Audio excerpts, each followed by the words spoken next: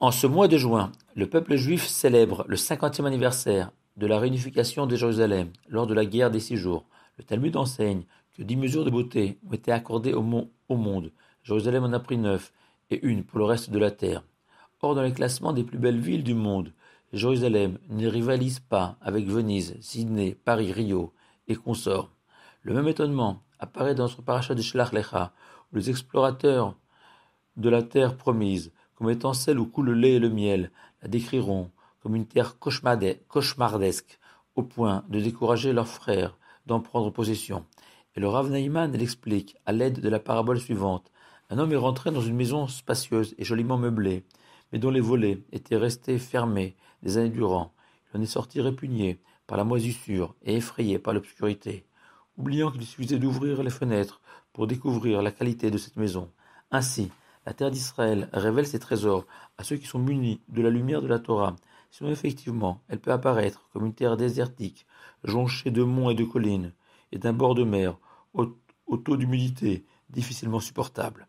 Il en est de même pour Jérusalem, ville de pèlerinage, où les Juifs, 3 fois par an, convergeaient à la rencontre de l'Éternel, conformément à l'ordre de la Torah. Chacun paraîtra devant l'Éternel, Yiraé, qui peut aussi se lire Iré, il verra l'Éternel, celui extraordinaire où la terre touchait le ciel.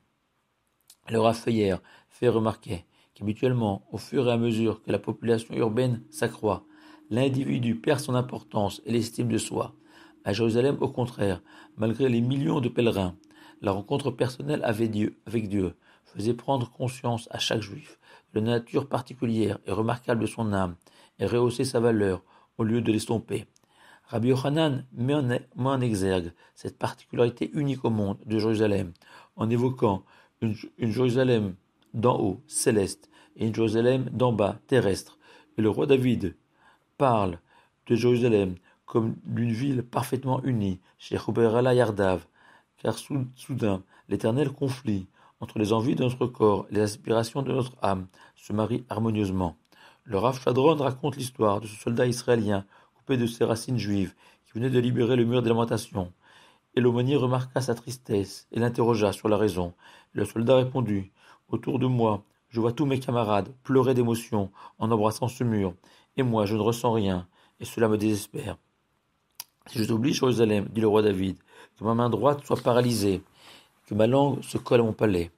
Oublier doit être compris dans le sens de ne pas percevoir l'extraordinaire richesse spirituelle de cette ville et de cette terre d'Israël en général. Ce fut là l'erreur de nos explorateurs. Shabbat Shalom à vous tous.